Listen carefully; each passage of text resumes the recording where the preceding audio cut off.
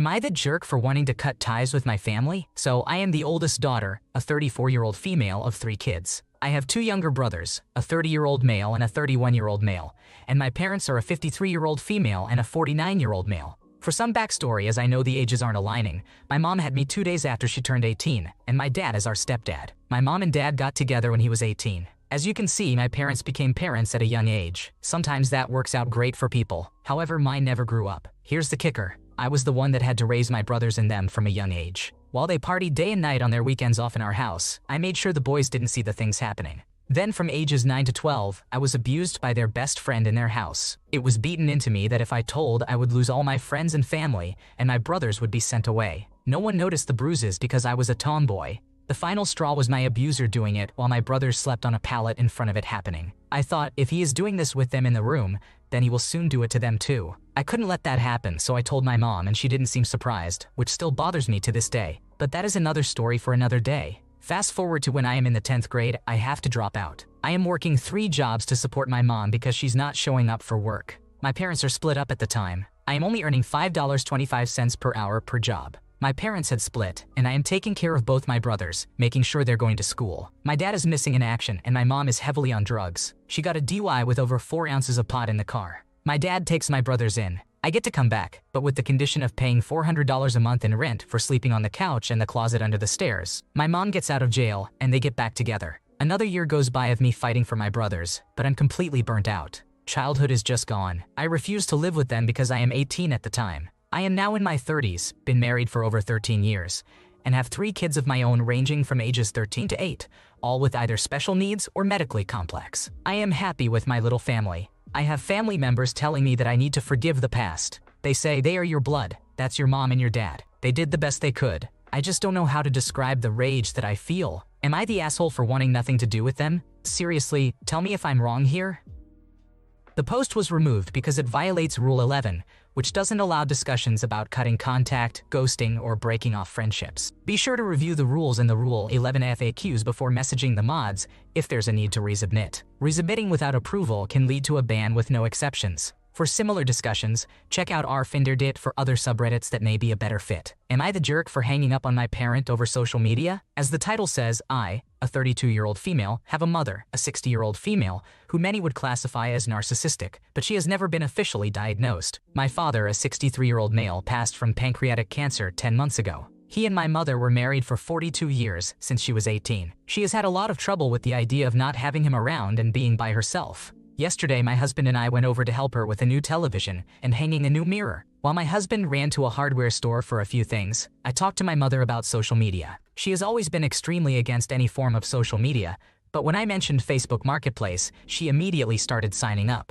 She added a few family members and posted a few pictures. Today, she called me saying one of her friends posted something that basically said, "Profiles are getting hacked, and they don't add me if you get a friend request." She said frantically that she wants to delete the friend because she's scared of getting hacked. I went and looked, and it was one of those photos people post like Facebook is doing this.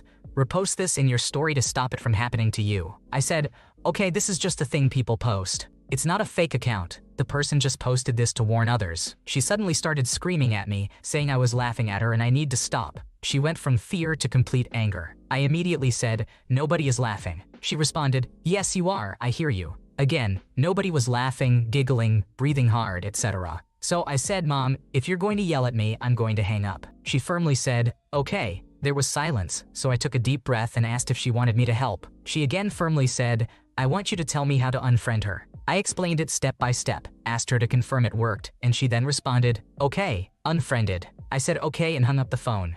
Here's where I can see myself being an asshole. I googled simple instructions on how to delete her Facebook account and sent her a screenshot of the instructions over text. Am I the asshole for hanging up on her and passive-aggressively sending her the screenshot? You are not the one to blame. Sometimes people don't want to be told they're wrong, even when they're really, really wrong. It's tough dealing with someone who's resistant to change, especially when they're already stressed. Sending the instructions was a smart move to help her navigate it on her own. It's clear you were just trying to help her out.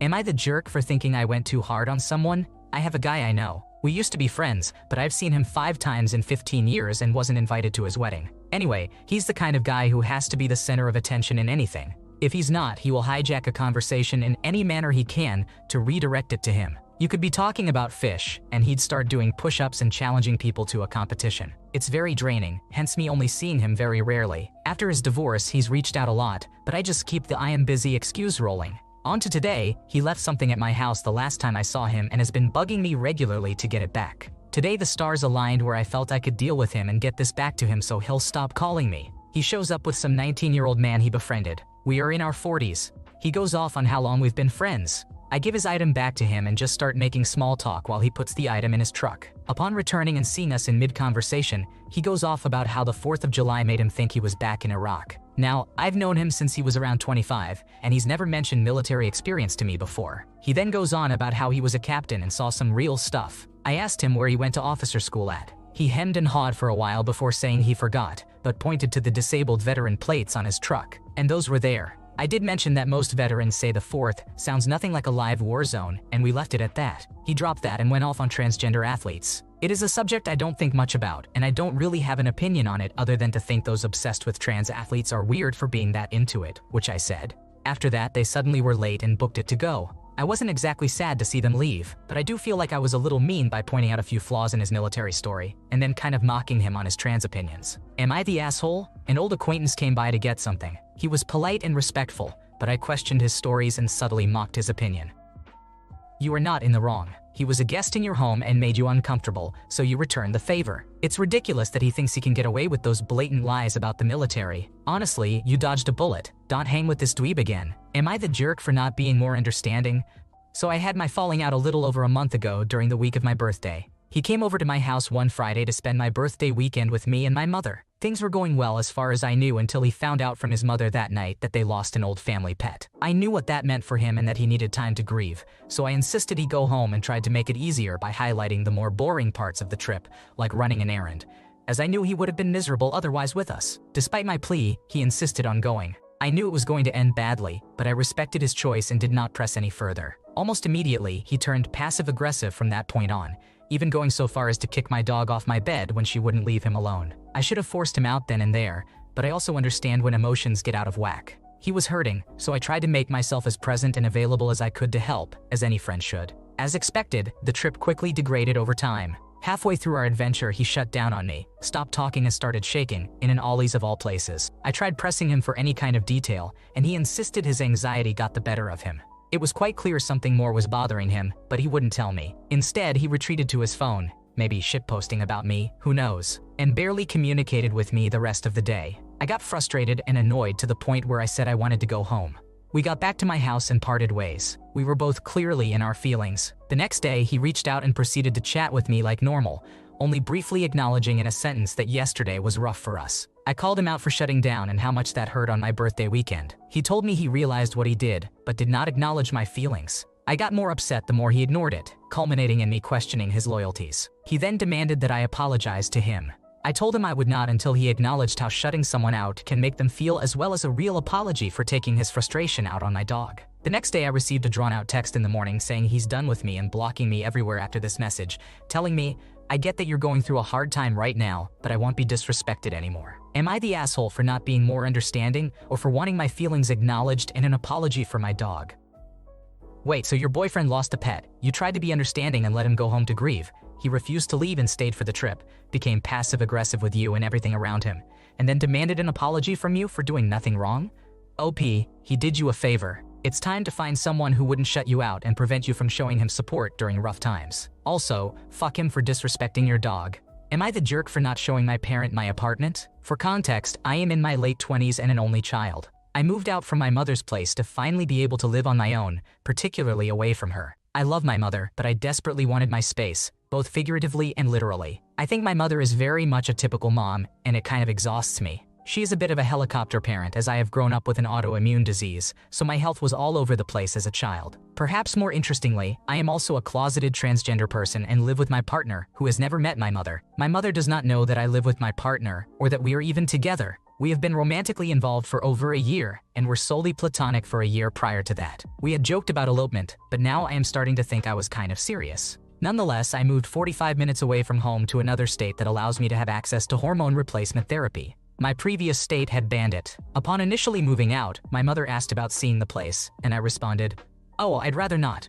I could tell she was a bit taken aback, but I really had to urinate and used it as an excuse to get out of the awkwardness. Regardless of my execution, I thought this was a clear indication of a boundary that I did not want her in my place. We have called and stayed in touch since then, and I have seen her a couple of times throughout the back and forth of the move. Just today, we were on the phone and she said, "So, when am I gonna see your place?" I just think it's weird that if I tell people they'll ask me what it's like and I'll be like, I don't know. I just said, I think the inverse. I don't know, just say it's nice. She apologized and said she has just never done this before. I joked and said, neither have I. I think my mother perceives me in a particular way and has conjured up an image of me in her head, fulfilling some sort of role in my assigned gender at birth. I also do not care for her being in the know regarding my romantic relationships, and I never have. Even when the previous relationships appeared more heterosexual, I was always quite secretive, and she only eventually got names but never met my exes. Even though I know she would be accepting of me and my relationship, I am just not ready for that yet. So I need to know, am I the asshole for not showing my mother my apartment,